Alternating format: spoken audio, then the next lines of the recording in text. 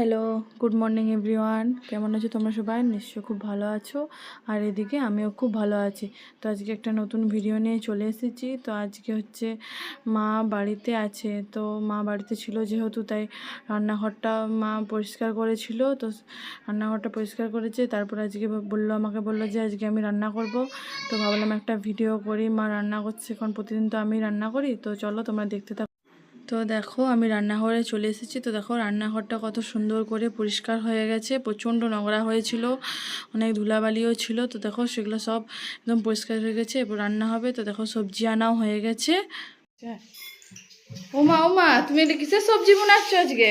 কি রান্না করবে? পাঁচমিশালি হবে আজকে।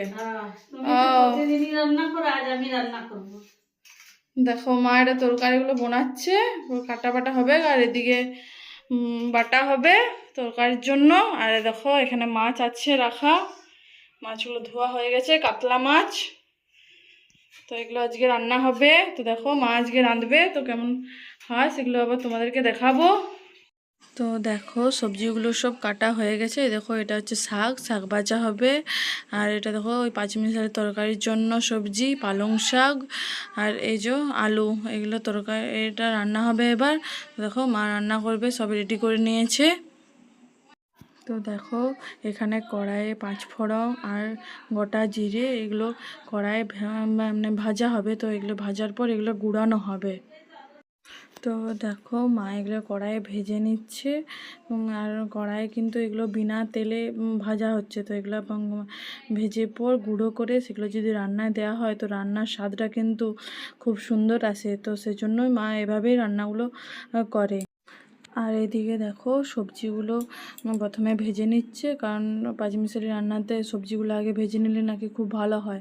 আর পাঁচমিশালি, আর দেখো সেই পাঁচফোড়ন আর গোটা জিরেটা ওটাও গরম করে ভাজা হয়ে গেছে। তো ওগুলোর উপর গুঁড়ানো হবে। তো মা বললো নাকি একটু ঠান্ডা হলে এগুলো গুঁড়ালে খুব ভালো হয়, ভালোভাবে গুঁড়োনো যায়।